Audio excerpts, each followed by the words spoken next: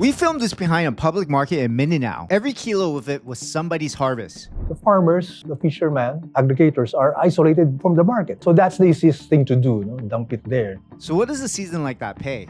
They earn less. And in some cases, they don't earn anything. There, and it is really disheartening. No one wants to be a farmer anymore. And here's where it stops being their problem. The wastage is passed on to us. So the farms does not earn anything. We pay more, and we are left in the regime of high food prices. Our survival is limited to the 60-day period. 60-day period is the amount of turnover that is required to feed the population of the Philippines. 60 days, that's the entire buffer. And the strange part is, we grow plenty. Archie has spent 20 years building the things that's missing. 12 cold storage facilities, 80,000 pallets. He says the country needs 1.2 million. Can Mindanao alone feed all of the Philippines? Quantitatively, yes, it can. So we can feed ourselves. The food just never makes it. This is Breaking Ground. Archie, you started Glacier 20 years ago, right? What kind of opportunities did you see at that time? It's food losses and spoilage. And during that time, I was working with the Japanese, starting a small company that deals with engineering and services. And we were invited to rehabilitate a big cold storage company in Taguig. It's in the south. Instead of repairing it, we decided to put up our own cold storage facility. My colleagues told me that it's a better option since we'll be on top of everything. So we did that. We use, as the Japanese call this, innovation and technology in order to come up with something that is different and, of course, unique. The Japanese thinks that technology and innovation will change the world. It will also eradicate poverty locally. And as we evolved in 2005 until now, we've built around 12 facilities. And every facility is different from the first that we built. Of course, there's diffusion. We, of course, absorb different kinds of systems and innovations to always improve each one of our facility. From 20 years ago until now, what kind of changes have you seen? Well, for one, the market demand is more meticulous. Well, that's from the market side. They want food produced to be fresher, it should be delivered on time, and it should be at the right cost. Now, from the perspective of operations, we have to be more efficient and reliable. In terms of operating the plant, it should consume less energy and it should emit less carbon footprint. This is, of course, consistent to the ESG requirements of some of our clients. So with this, we are able to compete more fiercely with some of our competitors, which is normal, isn't it? The way to grow a business is to scale it up and to be more efficient. That is, of course, spending less and of course, earning more. And as we evolve, it's always the bandwagon effect. When you do something great, others will follow suit. But one thing about us, regarding the evolution that you were asking, we were able to be ahead and we built more scale from year one up to now. You mentioned scale. You have 12 facilities now. We were at your GMAC facility in Mindanao. I think that holds up to almost 12,000 pallets. And in total, you guys can carry up to 80,000 pallets. 80,000 pallets. You mentioned before that we needed a certain level of cold storage. How much cold storage do we need? Theoretically, we need around 1.2 million pallets to serve all the demand centers, agriculture, restaurants, caterers, and all those that needs a house for consumption. Glacier now holds around 15% of that market share. Do we have a shortage of cold storages in the Philippines? Taking out the seasonality factor, we have a shortage of cold storage facilities. But it's a very sensitive perspective, because during off-peak, that's from January to September, there's a slight gap between the demand and capacity. But when we head to the peak season, of which the consumption is at its highest, then that's when the lack of cold storage is felt. And that's also when the prices increase. So is the Philippines a food secure nation? We have a lot of raw materials, thousands of farmers, but the problem is they are not empowered to plant more. Why? It's because there's a cold chain deficit along the farm to market roads. What happens when there's a cold chain deficit? How does that impact the farmers? Spoilage dampens their yield and they earn less. No? And in some cases, they don't earn anything. No? That's when we realize, John, that supply and demand does not happen at the same time. And they should have that gap in time where they should plan ahead, put more value on the product, and of course, assess the market. That way, they can have more returns for their harvest because they don't sell out of desperation. So we got a glimpse of this in Mindanao. We got to go to the Johann market. It was an incredible sight. Is this what you're talking about? That's what I'm talking about. And that bagsakan is something unique in the Philippines. Those are isolated markets where vegetables, fruits, and all perishable products are dumped. Because the farmers, the fishermen, aggregators are isolated from the market. And they are disconnected from the market. No? So that's the easiest thing to do, no? Dump it there. No? The problem there is that spoilage happens. The stocks does not reach the consumption sites as fast as it should be. No? And so what you see in bagsakan are all those dehydrated, limp of trash that is not consumable. No? Oh, wow. So what you're telling me is the food that we saw isn't the freshest. It's what's dumped onto the market because they can't sell this stuff. They can't sell this stuff. And every day, the spoilage rate gets worse. At the moment in time, some distributors buy them because they think that it makes economic sense. They bring it to the wet market or some consumption sites, and they sell it to someone who is willing to buy it for a song. The problem there is that the wastage is passed on to us. So the farms that does not earn anything, we pay more, and we are left in the regime of high food prices, and food inflation persists. No? Yeah. Wow, you are the first one who actually broke that down for us. Like, we've been trying to understand why food is so expensive in the Philippines, and you just told us a big part of that. In this particular story, farmers are making less from their yield, and then, food delivered to us is actually not as quality, it's less fresh, and at a higher price because of these middlemen and traders that are in between. And that's the reason why vegetables here are more expensive as compared to London and Tokyo. This interview is just one piece of a bigger puzzle. We spent the last 3 months investigating Mindanao, talking to manufacturers, port operators, and policymakers who are actually moving the needle. And we're turning it into a documentary, and it drops in a few weeks. You don't want to miss it, so make sure you're subscribed and hit that notification button. On September 8th, we're bringing you the heaviest hitters in the Philippines industry together in one event. Breaking ground live, engineering the next Philippines economy. If you're an investor, a manufacturer, a locator, an exporter, or a policymaker looking at Mindanao's resources, this is for you. And we have an absolute heavyweight lineup of speakers. We have Cary Lagdameo, CEO of Damosa Land and Anflo Industrial Corp. His family's been shaping this region since the 1950s. Director General Tereso Panga, head of PEZA, arguably the most influential man in the country when it comes to foreign direct investments. His Excellency Johann Brieger, Austrian ambassador to the Philippines. He brings a critical European perspective, proving that manufacturers are looking at the Philippines for their next reshoring and global supply chain hub. Archie, president and CEO of Glacier Cold Chain, one of the biggest cold chain storage operators in the Philippines. And the brilliant news anchor, Sean Yao, is hosting, and I'm moderating. And there's going to be more speakers we'll be announcing soon. So here's the catch. We only have 50 seats. It's invitation only. It's by design. So the room stays sharp and no sales pitches. So head to breakingground.ph and request your invitation now because the seats are going to go fast. Produce is so expensive here. Like, if you want good produce, like, a lot of times you're buying imported produce in the market and it's really expensive. So what happens to these farmers when they have to go through that? How do they continue doing this work if they're struggling, making a profit after working so hard? Well, at their end, it is really disheartening, and no one wants to be a farmer anymore. The average age of a farmer is 60 years old, and it will remain that way. They lose a lot of income, and in some instances, they don't earn anything.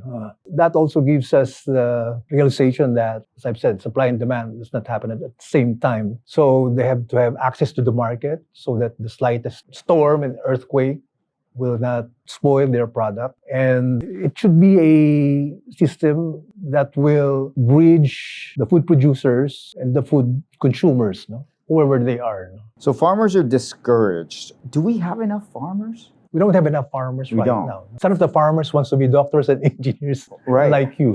Right. John. So, so we just recently saw like how trade can be disrupted. If we went into another world war and we couldn't import the amount of food that we do, what would happen? Our survival is limited to the 60-day period, and we estimate that that 60-day period is the amount of turnover that is required to feed the population of the Philippines. So remember that most of our produce are meat.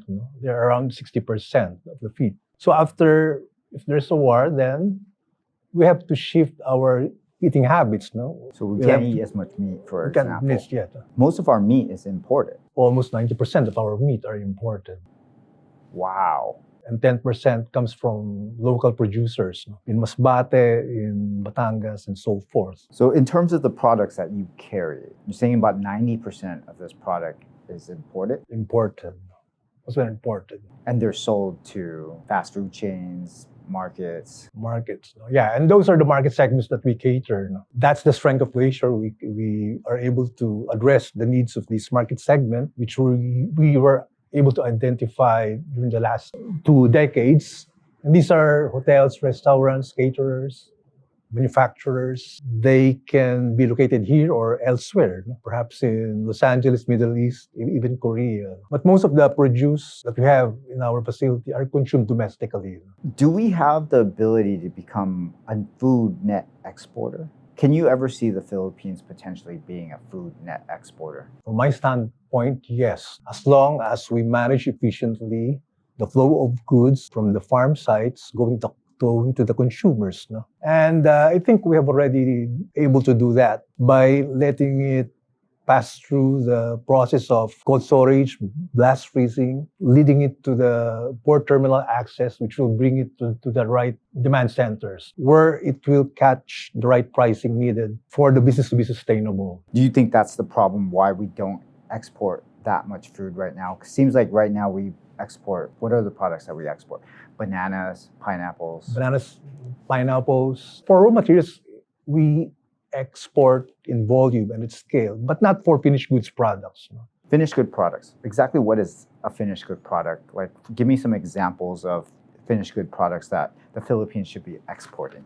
Well, I mean, we receive the raw materials, and of course, value should be infused in that product. It can be marinated, it can be separated, sorted, all those values that will put it in a different shape so that the pricing can be better. For example, chocolate. Well, chocolates natin. I can speak about local products like concentrated calamansi, concentrated mangoes, and all those products that were processed, mostly seafoods, which were done by some specialty companies and were exported to selected areas in Asia. Ube's been on a big worldwide craze right now. However, it seems like we're not able to produce enough of that. And in fact, Vietnam is figuring out the ube market. And I heard somewhere that Vietnam is has plans of overtaking the ube market. Can you talk about that? Why would we have such a challenge in exporting ube?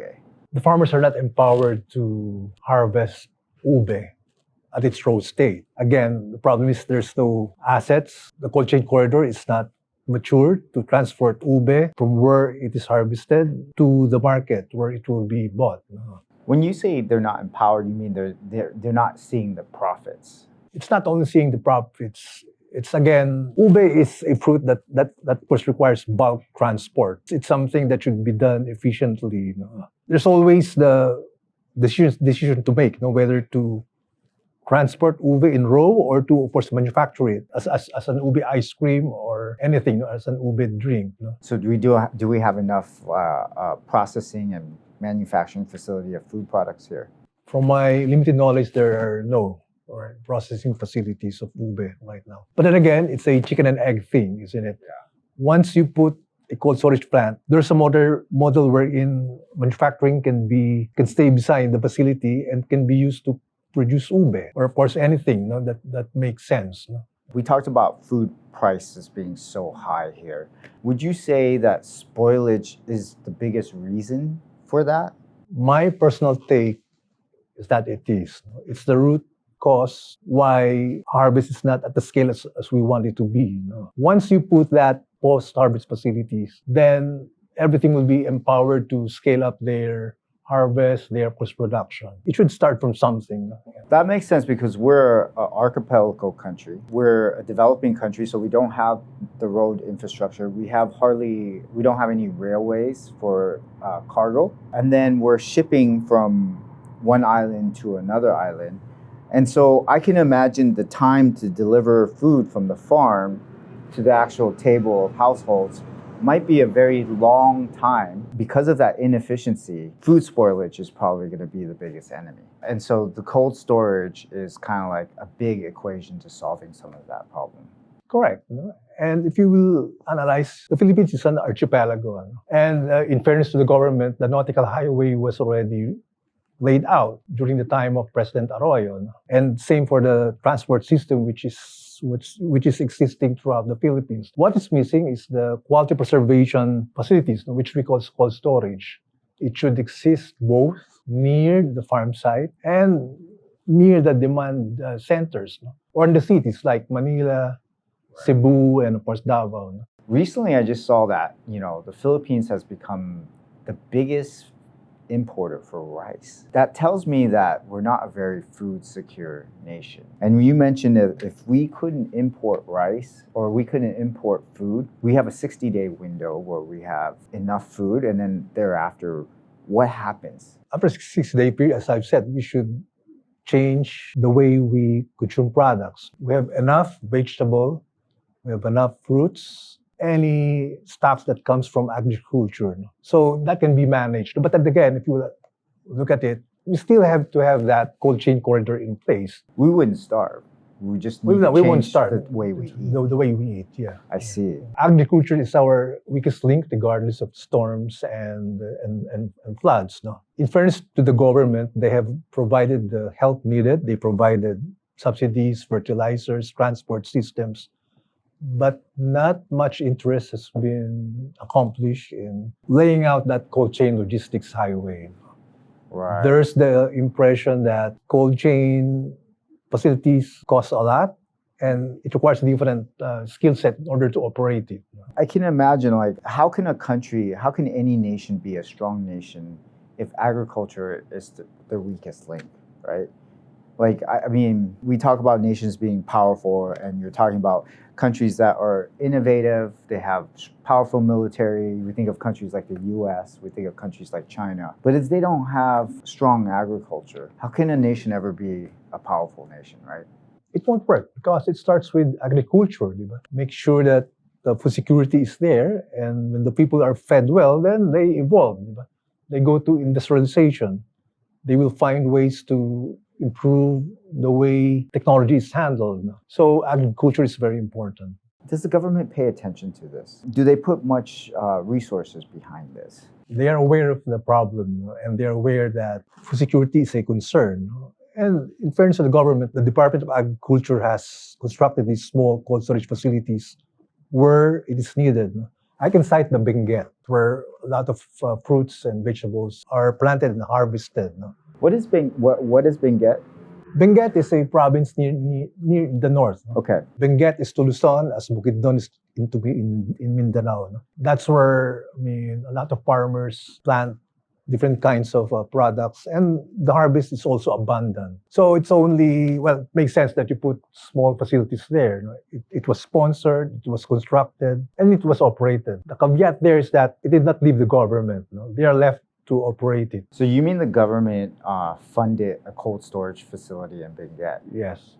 And is it working? It worked at the start, but it's not working anymore because the ownership was not transferred to the private sector. Oh, so it doesn't even operate anymore. It is left as a warehouse, not as a cold storage facility. Wow, okay.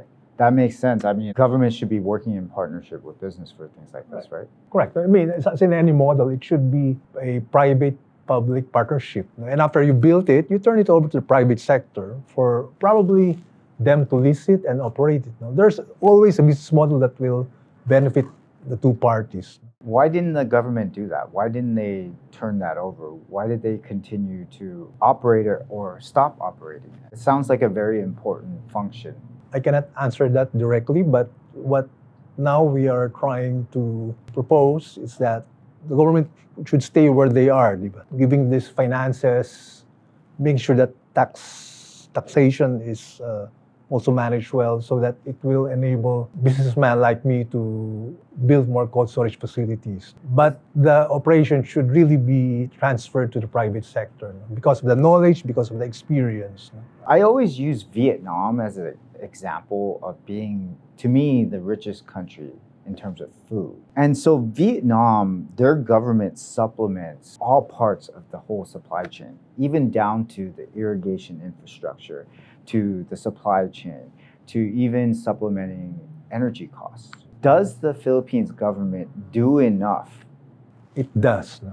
It knows the problem. It finds way to raise the policies in order to execute it well. But I think what is missing is the last mile execution. And that is where the private sector should come in. Remember that these are cold storage facilities are static and they have machines inside them. And machines should be maintained and operated by engineers. They of course require maintenance, they should be reliable, and they should be efficient. That factor is the missing gap. When you say this last mile execution, that makes sense to me. If the government wants to set it up, I mean, first of all, should the government be setting these things up? Do they have the experience, the know-how of setting up these facilities? I mean, should they be doing this? They should not be doing that. And if ever they do it, they will not be in the best position to construct it well. Remember that it's always making sure that the project cost is manageable and it should operate well so that the future cash flow can pay for the investment. And that's something missing in the equation. And this is something I learned at the GMAC facility. The biggest enemy is if power went out or the refrigeration breaks down. Once that happens, your entire food You're in trouble. It would be spoiled. Yeah, it would be spoiled. That's around billions and billions of pesos. In GMAC, we have around 12 million kilos of anything. And if it spoils, we are in deep trouble. Right. What would happen? I mean, you would be liable to your customers. Yes, customers. It is insured by the clients, but then again, we will lose face and we will lose credibility. So you would have to have zero operational failure, pretty much. It should always be available at any time. That's the KPI of our engineers. Right. The KPI is zero outage. It should always be available and it should always be efficient. Availability it should be 100% available and it should only consume energy at a certain performance metrics. And that doesn't sound like something the government should be operating, right? It's not. They don't have the experience, they don't have the training for that. Why don't they turn it over then? It's something that is being contemplated by the government. They can sponsor it, they can subsidize the construction, and after that, it should be turned over to the private sector for it to be operated more efficiently for the next 25 years. The one-year construction is important, but the more important thing is to operate it efficiently for the next 25 years. If we didn't have any more food imports, do we have the capability as a country to feed our own people? Yes, my answer is yes. Mindanao is a food basket area in the whole Philippines. The concern is how to bring it to the consumers. And that's our role, for that stock to pass through cold storage, blast freezing, leading it to the port access terminal, and for it to be distributed to the destinations, wherever it is. So can Mindanao alone feed all of the Philippines? Quantitatively, yes, it can. And can Mindanao be the source of our food exports as well as feeding the Philippines? That's the plan. That's the reason why we built, or think about this. Glacier Davao and Glacier CDO will be the two main hubs that will connect the food value chain in the Philippines. Their role is to organize the two subsets, which are the upstream and the downstream. The upstream are those entities that harvest, that produce food, and those that aggregate all those stocks. The other side, the downstream, is where the food will be headed. These are the hotels, restaurants, caterers, what have you. Now, it cannot flow from point A to point B if you don't put value on the stock. That's where the cold storage facilities are of course significant. In the middle, they need time for inventory management, for quality control, and undertaking that process requires quality preservation. It can be as quick as 2 weeks or as long as 2 months. It sounds like you need more cold storage facilities in more places around the Philippines. Does the government actually make it easier for you guys to build more facilities? In terms of providing macro view of what's happening, they do. And you also have banks that like Land Bank, Development Bank, that provides low-cost financing for cold storage facilities. But then again, the paperwork and the documentation process is quite laborious. Right. For private sectors to patronize these banks. And so they use private banks such as BPI and PNB to get their financing. Is it difficult to get permits to build these facilities? Is it difficult to import the machines that you need to support these facilities? Are those things challenging? Well, it is challenging from the very start, but as you know from the experience that we had in the last 2 decades, with the Japanese, we are able to develop these original equipment manufacturers, these suppliers, which will give us the right technology for us to complete we call that the vapor barrier. What's the vapor barrier? It's a system where it's a system that combines the panels, the machines, and all those systems in order to envelope the cold air that is needed to preserve the product. And it evolved. The learnings evolved during the last 20 years. And right now, we are working closely with these principles in the first world countries. You mentioned that your biggest KPI is no failure, right? What is the actual KPI you guys go by? Well, me, from where I am, it's always the lag KPIs and the lead KPIs. No? Lag KPIs will be first the top line KPIs, no? Revenues, profit, liquidity. No? Lead KPIs will be how you can get to the lag KPIs. No? Operationally. Operations. No? Operations. No? So this is availability of equipments, efficiencies, performance, managing fixed overheads, being able to sustain the life of the machine for over time, and so forth. In order for you guys to scale and operate efficiently and effectively, does the country provide enough stable power? Do we have enough of a source of stable power here? I would say yes. We have a stable amount of power in terms of kilowatt hours that is being pumped in the cold storage facility. But if you look at it from the reliability perspective, it should be something that we are careful of, because the power reserves in this country are quite thin, which means that if one of the power plants back down, then we will have selective power outages.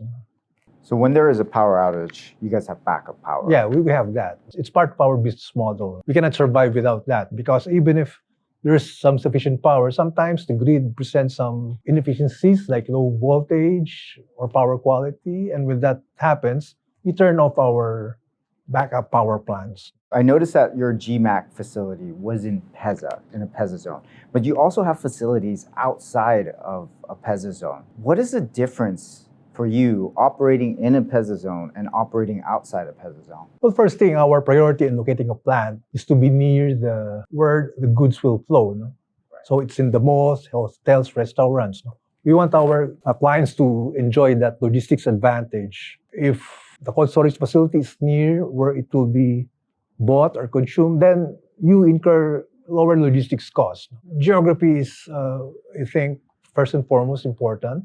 Now, locating to the PEZAs is just is something incidental, because what we want to do is to be near the port terminal in Mindanao. And we also want a connection with some industrial companies, which are all coagulated in one area, which is in Anflo. So there's no, for you guys, because there's no clear advantage of being under an economic zone versus not being under an economic zone. Not so much. Okay. Not so much. No, it's more of being in a location that will be best for our suppliers and our clients. If you can change policies, what do you think the government should do to make things more effective for what you're trying to achieve? Well, it starts with treating the cold chain assets which we have as national structures. That way, the government can improve policies that will give better tax incentives, give low lower financing costs, and lure foreign manufacturers to, of course, locate here in the Philippines. That way, it will improve the throughput that we have in our facility and for us to scale it up. Remember that scale is important for us to, of course, innovate.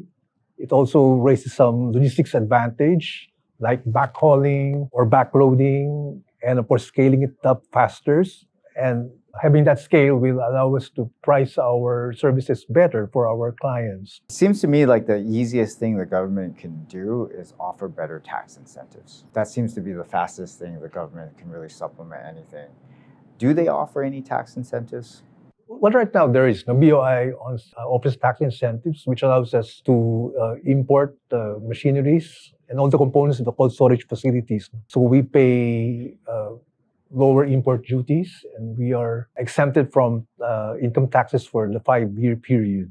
What are the import duties that you guys pay, and what's the standard import duties? It's around 10%, 15%. Of course, it depends on what you will import. No? So you guys are paying 10 to 15%? 10 to 15%. What's the regular import duties? It will, of course, reduce import duties to around 3% or lesser than that.